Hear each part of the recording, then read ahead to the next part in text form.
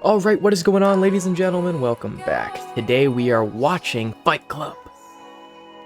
I don't know anything about this movie. That's a lie. I know some things. I know Brad Pitt is in this movie. I know the line, first rule of Fight Club is don't talk about Fight Club. I don't know what that line means. I don't know the weight of it or like the gravity it holds. I just know that line. I think everybody knows that line, even if you've never seen this movie. And I believe Edward Norton is the main character, the actor who plays him, I think. And I believe Helena Bonham Carter is also in it. I know those three actors are in the movie. At least I think. Other than that, no idea. If I were to go off the title, it's Fight Club? I don't know. I don't know. Something to do with fighting, underground, Fight Club, black market shit, I suppose. I don't really know. The title doesn't give you much. Title does not give you much.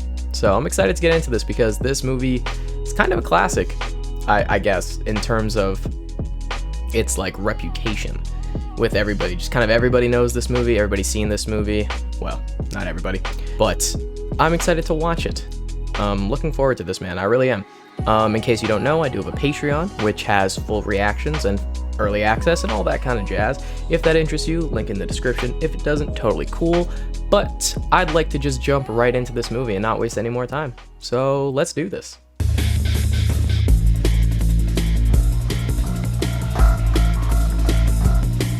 This is Helen Mar. Okay, yeah, so those three actors were actually in it. I was right on that front.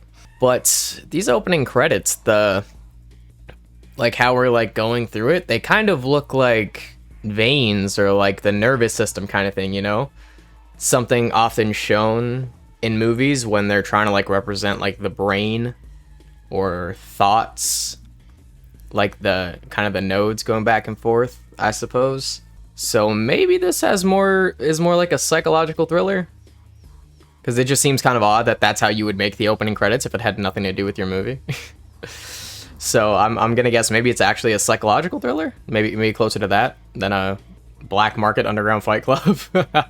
Primary charges will blow base charges, and a few square blocks will be reduced to smoldering rubble.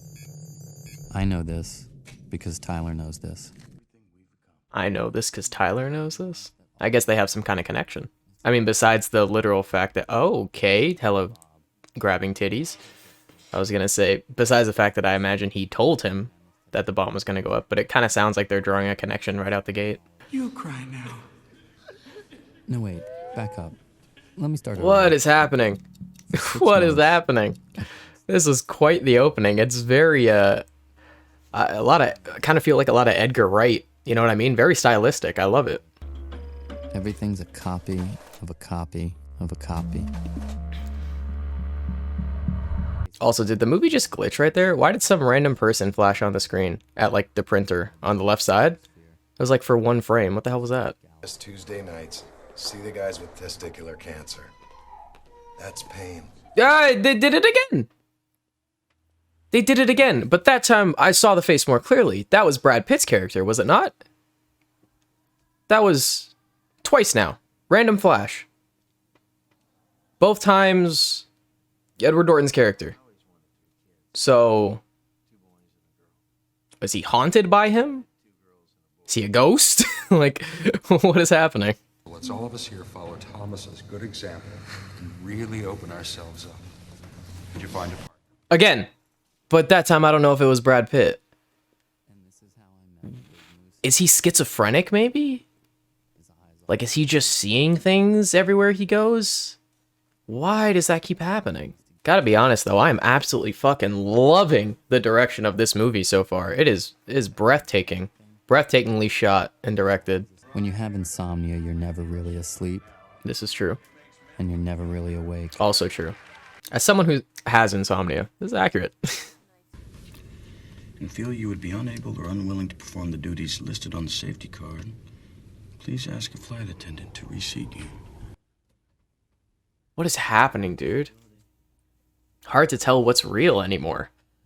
Kind of putting us in his shoes, I guess. But I think this interaction right here between Edward Norton's character and Brad Pitt's character isn't real. Because the Brad Pitt's character is wearing the same thing he was wearing when he flickered on screen real quick. So this makes me think that it's in his head. But perhaps all of these interactions are in his head. You know what I mean? I don't know what's happening. We have the exact same briefcase. And I sell soap. Exact same briefcase, man. Yeah, again, this dude ain't real. This dude is not real. This guy's completely in his head. Dude, what is happening so far in this movie? I have absolutely no idea what's happening in this movie so far, man. It's just all over the place. Oh. Oh, so maybe he's not in his head. Oh. Because he just stole that dude's car, and then another person actually reacted to it and said, hey, that's my car. So maybe he's not fake. Or maybe we're, like, in the past currently, seeing how they first met. Maybe? I don't know.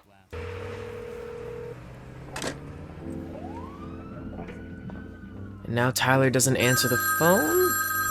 Nobody calls back.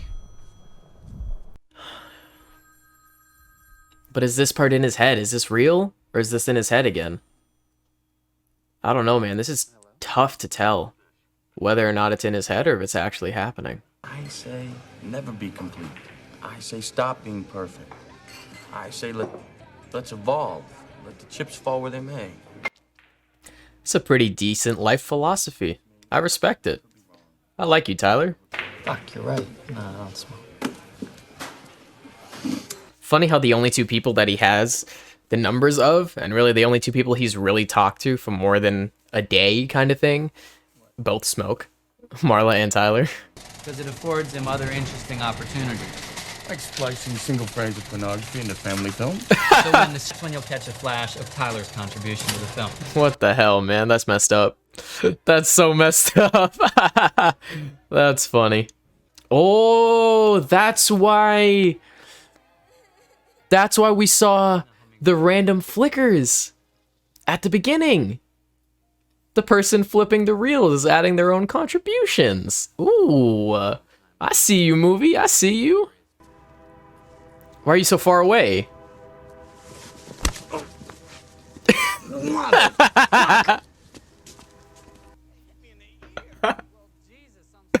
Yo, that felt so real. That felt so real. That felt so real. The noise it made when it hit, how far away he was, the wind up, the shit form, and then the miss on the jaw just to like hit him in between. Oh, that was beautiful, man. We should do this again sometime.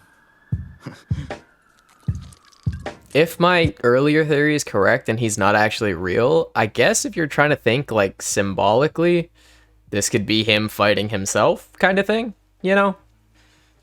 Fighting his own mind, just fighting in between on the inside. I guess. The first rule of Fight Club is you do not talk about Fight Club. Aha! Bada bing bop boom. Choke when someone caught their breath and Brutal. sprayed. You weren't alive anywhere like you were there. But yeah, I guess that's why they do it. Like you said, you don't feel alive anywhere else. They become addicted to it just like any other drug. My spirit can use a phone.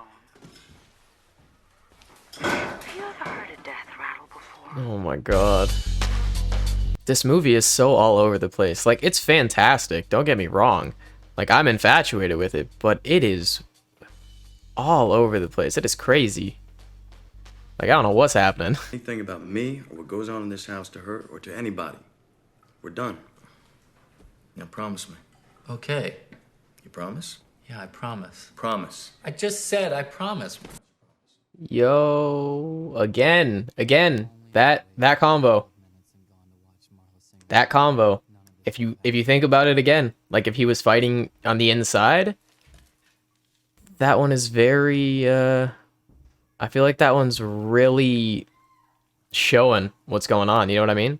Like that sounds like an inside demon not allowing the good part of you to tell anybody about the demons you're fighting on the inside, you know?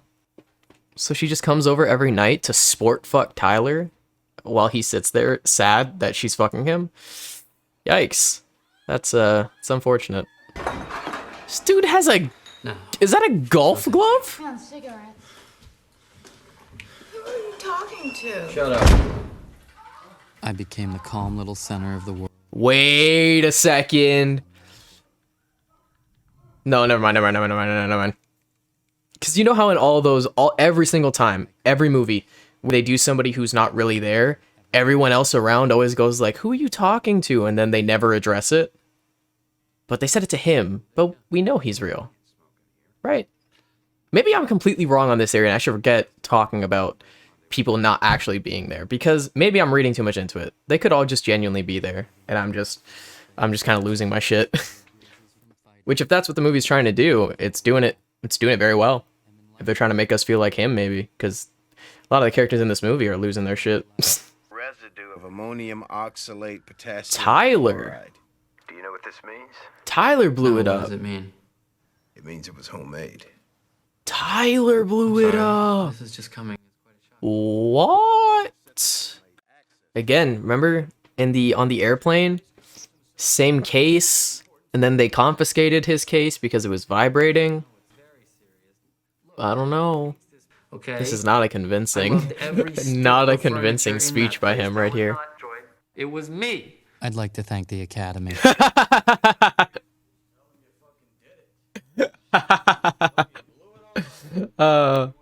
Yes. My thoughts exactly. Get rid of her. Yo, maybe they're... What can you get rid of? Maybe they're both fake. I'm 6 years old. Never in the same room. Oh, one enters, the other leaves. Good deal. I don't know. You are such a nutcase. I don't know. Begin to keep up. Again. Such a nutcase, I can't begin to keep up. He's just like schizophrenic, dude. Man is seeing people everywhere. I don't know. No, but they can't be fake, dude. They can't be. That doesn't make sense. Because she walked in at like when he was at the AA meeting stuff. At all the anonymous meetings, and everyone looked at her. And like this guy, everyone sees him as he talks. So yeah, I gotta throw away this theory. It's not real. Our fathers were models for God. If our fathers bailed, what does that tell you about God? You have to consider the possibility that God does not like you. I mean, I agree with everything he's saying, but I'm just so fucking horrified by this whole scene. I couldn't say anything. I was just speechless and frozen. This is crazy, man. We're the middle children of history, man. No purpose or place. Middle child of We have history. no great war, It's insane. no great depression. Yo, he's talking that shit though. This is some real shit. Our great war is a spiritual war. Our Our great depression is our lives. Yo, that is some beautiful dialogue, man. That is some beautiful dialogue. Oh my God! You don't know where I've been! I watch your work on my mother's orders. Yeah, man, you can't. A guy who ain't afraid of nothing is hard to beat. That was quite the display of power. Hilarious how he was the one getting the beat down, but he was actually winning the fight. Unpresentable appearance? You're up for review. I am Jack's complete lack of surprise. Why does he keep doing? He's been doing that the whole movie. When he's talking about those books that talk about the perspective of being an organ, he keeps doing that every time. I don't know what the meaning of it is at the current moment. Maybe it'll dawn on me as the movie goes on.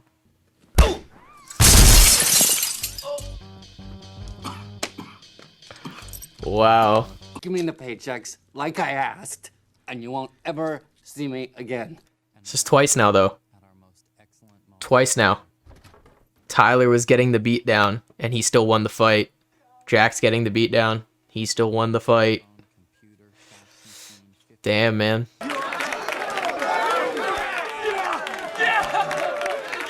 So funny how that right there just reminded me of the all the different meetings that Jack was at earlier. You know, they would hug each other and cry together. This is the exact same thing. Another meeting for them all to go to and just let out their inner emotions and then cry about it after. Nice. Raymond, Jesus. Veterinarian.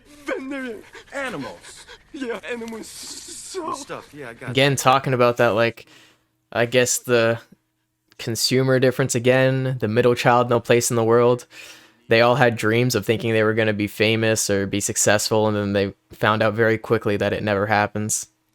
I guess that's the point trying to be proven here. And then same thing with him here saying, like, you're going to die, Raymond. But like he keeps saying, if the timeline's long enough, everybody dies. Come on, this isn't funny. That wasn't funny. What the fuck was the point of that? Tomorrow will be the most beautiful day of Raymond Castle's life. To motivate people to do what they really want to do, not have the fear of life or the... There wasn't even any bullets in it. Damn. Wow. Wow. All right, man. Yeah, this is really like a taking on the system kind of thing. Like you said, you know, they're consumers. They were slaves to everything they buy.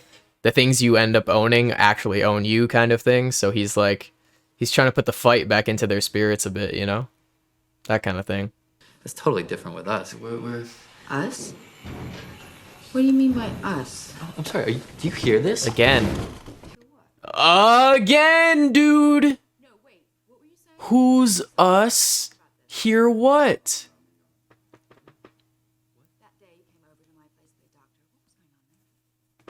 Go of me. No, leave me alone. This conversation. This conversation is over.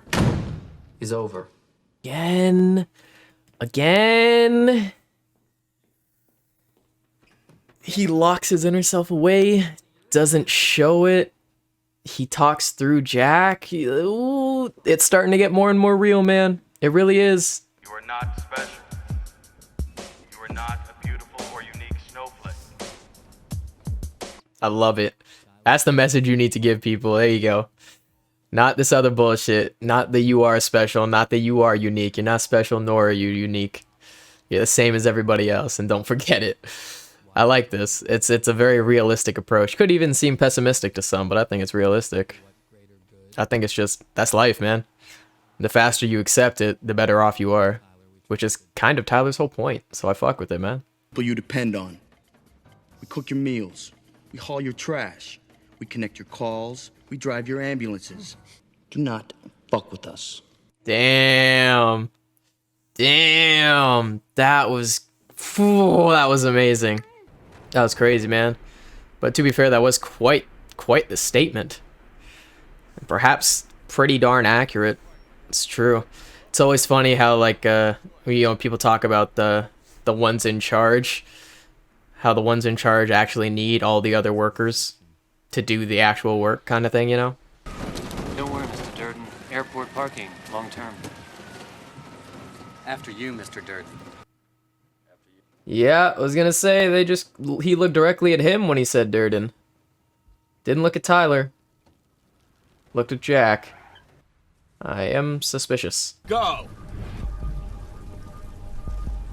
Let go! All right, fine. Damn, man. That's one hell of a fucking message, dude. That's the difference. That's the difference. Tyler's saying he has no issues dying because he's living life how he wants to.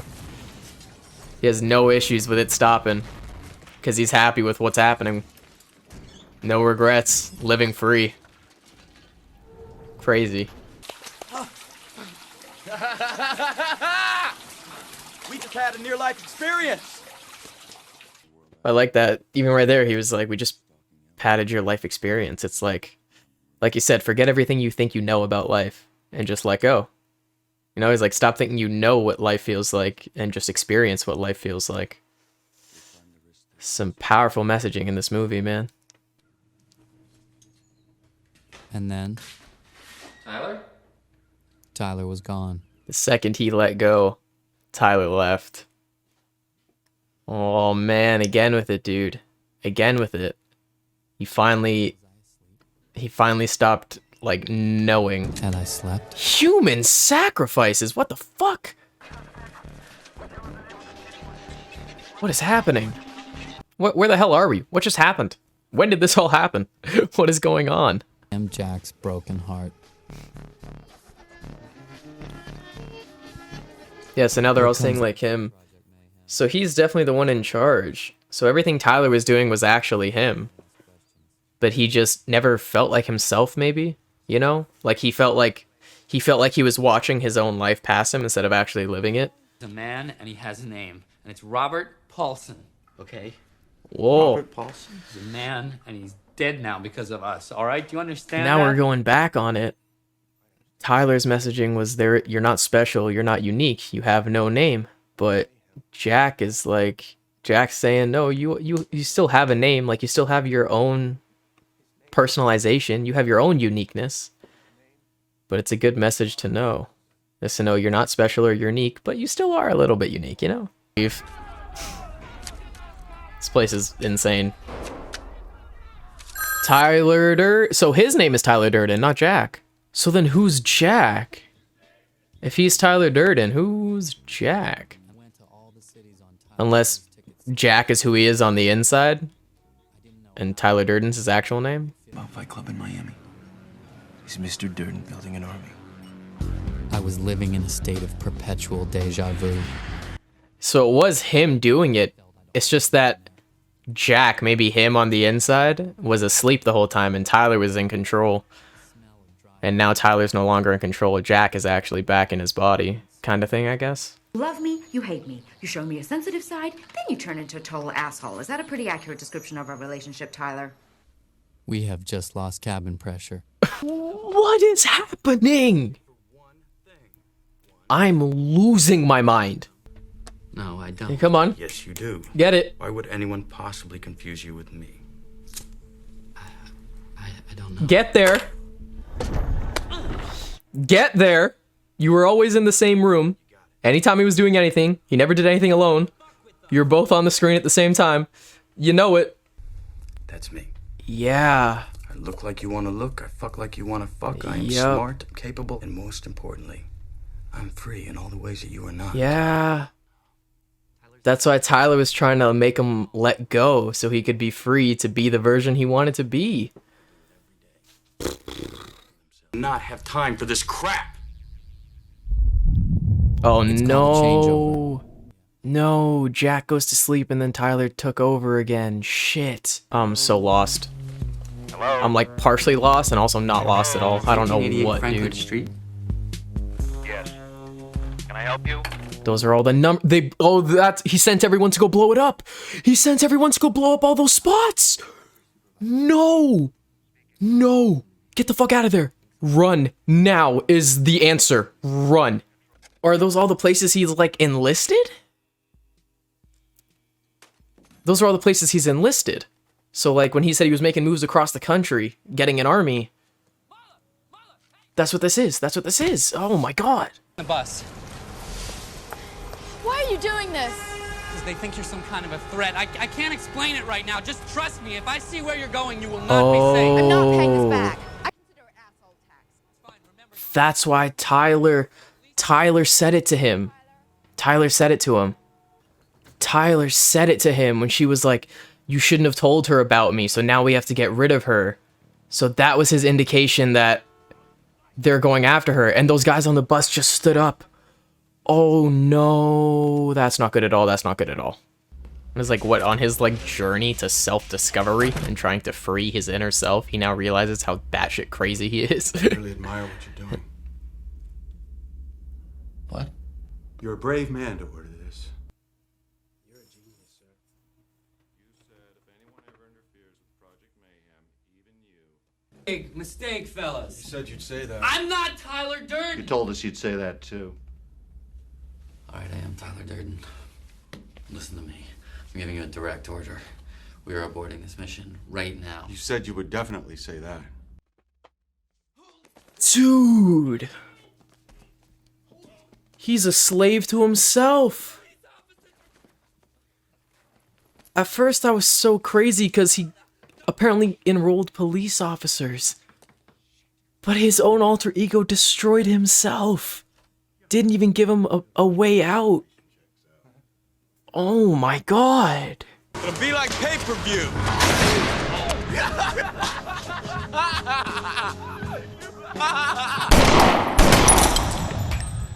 Yeah, he's shooting it, but there's nobody there, man. There's nobody there in the first place. That's just like, that's inside your mind. The whole battle is just inside.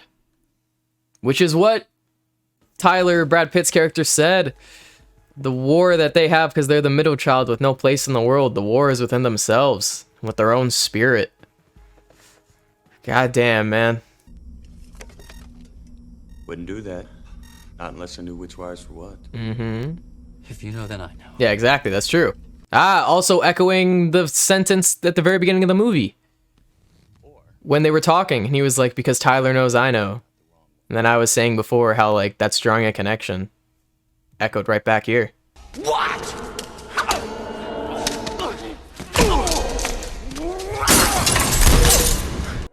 And the whole reason he's losing this fight is because he believes that Tyler could win. You know what I mean? Because Tyler is him. Like, there's nobody there.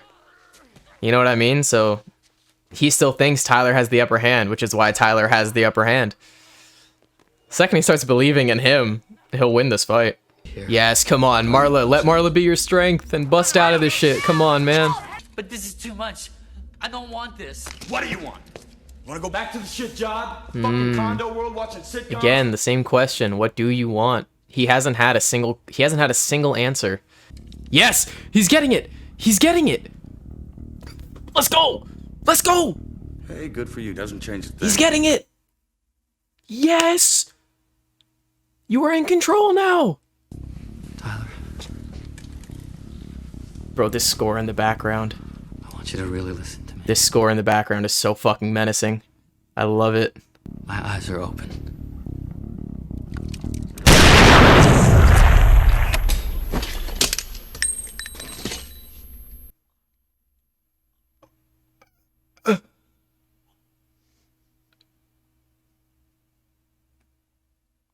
What the fuck just happened? What the fuck just happened? What the fuck just happened? What? It's gonna be fine.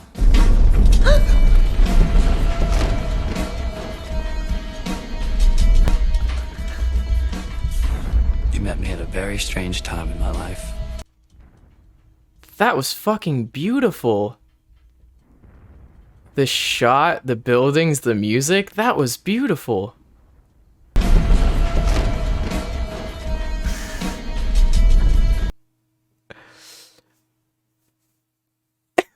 What?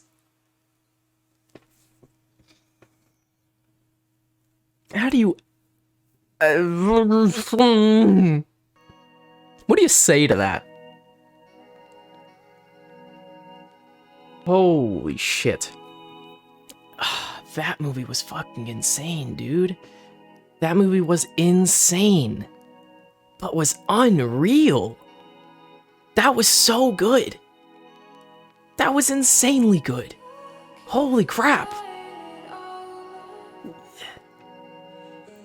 It's crazy how, like, as the movie is going on, you're, like, struggling to find the story. Like, what's it really trying to say? Like, what is the actual story? But what a beautifully written story. Because, like, the actual story isn't what was happening. It was just... The story was the war that was going on inside Tyler Durden. Fighting his own demons.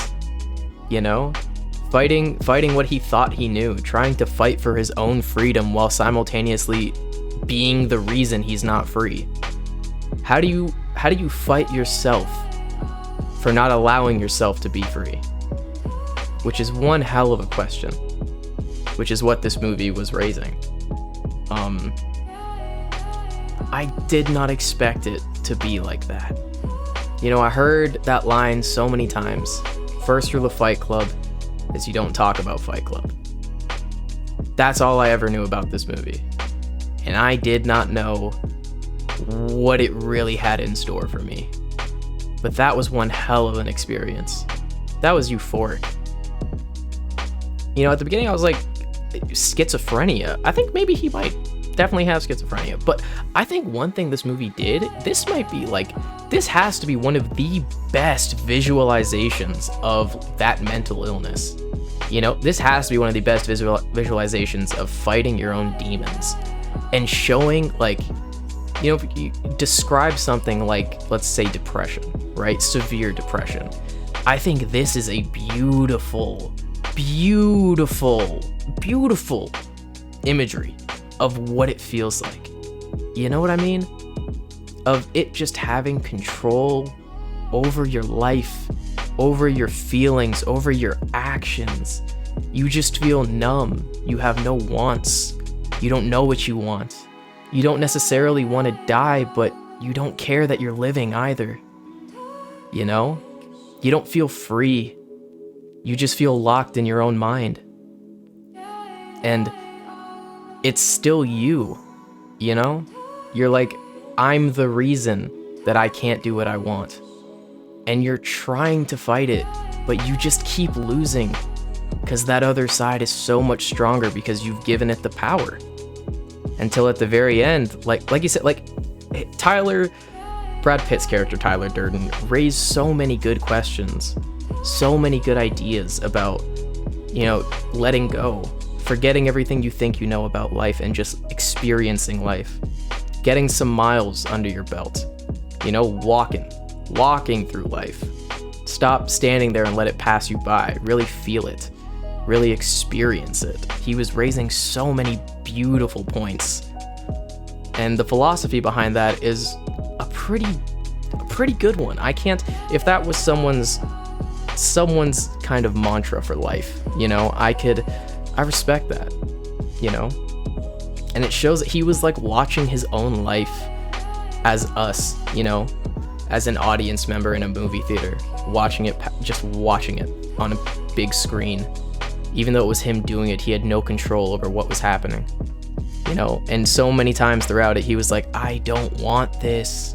But he kept losing the battle to Tyler. He kept losing. He could not win no matter how hard he tried. And then at the end, he finally let go. You know what I mean? He finally was content. You know, at the very end. All the other times throughout the movie, he didn't want to die. He didn't want to go through that. He had no wants, sure, but he didn't know what to do. You know, like at the very beginning in the bathtub when he was talking, and he's like, you know, so I called my dad. I said, what do I do? He said, go to college. I went to college. After I graduated, I called him up. I said, what do I do now? He says, get a job. Oh, I got a job. I called him again. What do I do now? He goes, I don't know. Get married. Right? He kept saying, like, what do I do next? He wasn't even living his own life for himself at that point. He just kept asking his dad. He said, what do I do? And that's when Tyler's character was like, we're a generation raised by women, because he was like, my father left when I was a kid. You know, he's like, I didn't have that role model. I didn't have that father figure. So I was constantly and desperately clawing for his attention and his approval. Dude, the amount of lines, the amount of quotable lines in this movie is insane. Every word out of Tyler's mouth, again, I say Tyler when I refer to Brad Pitt's character. I'm just calling Edward Norton's character Jack for this. I know he's Tyler Durden technically, but it's just odd saying both of them as Tyler Durden. It makes for it to be a confusing time, so I'm just gonna say Jack.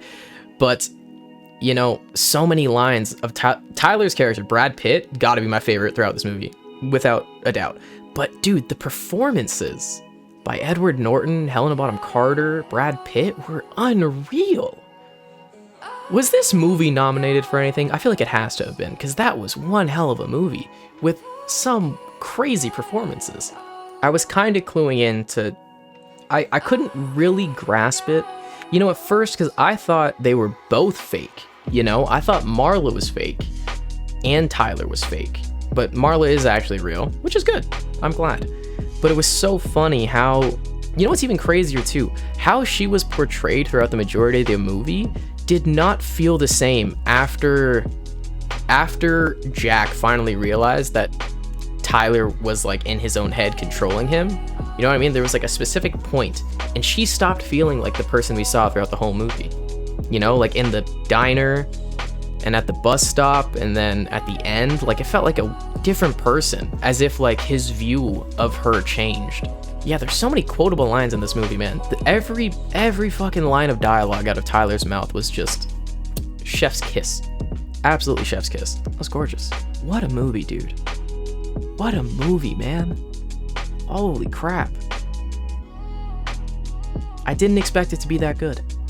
Like I said it was a classic due to its reputation because of how much I've heard about it. But I did not know what to expect out of it, man. I really didn't. but that was nothing of what I didn't expect it to be, like a psychological thriller, posing these fucking very heavy life questions. And kind of, I feel like that's a movie that could really change your view on things, which is what I love. You know, those are the types of movies I love the most. The direction and shots of this entire movie was fucking beautiful, man. Beautifully directed. Every shot was gorgeous. I love the style of it. I loved the style of it. It was very fast paced. It never kind of slowed down, just kept going. There were no slow moments to me. Everything was, and it just kind of threw you in it, you know? It just, you get thrown into it and you have no idea what's happening. You don't know the story. You really feel like Edward Norton's character, you know what I mean? You're also like just all over the place. Like, what's the point of anything in this? You know, until you finally get to the end. And I feel like that's like kind of a mirror image of what he went through, you know? He went through the entire movie just questioning, like, what's the point of life? What's the point of doing anything? He had no wants for anything until the very end, when he finally let go, when he finally understood what he had to do. I think also talking about like the capitalism and consumerism is kind of crazy, and was really well done and touched on quite nicely. And even with like when he was talking about like single servings, you know, he was like, when he was going on all those flights, he's like single serving people, you know, single serving shampoo, single serving breakfast. And it's like, at that point, it's like everything is a single serving, you know? And that's what like from the movie's perspective, that's what the capitalism was doing. It was turning everything into a single serving. And I was like, so what do you do when nothing feels concrete? You know? And even on top of that, when he was like, everything is a copy of a copy of a copy of a copy, which is true, you know? It's like you take anything, really. I mean, you take coffee, right? And you're like, well, coffee's quite nice, but then you're like, well, all the different places that sell it. You know, you got Starbucks, and you got Dunkin' Donuts, you got Second Cup, you got Tim's, you got McDonald's, so many different places doing the same thing. You know, fast food restaurants, it's all the same food, just carbon copies of it. Which is, it talks about like the consumerism of it. And he's like, at that point, he's like, the things you end up owning actually own you, which has a lot of truth to it.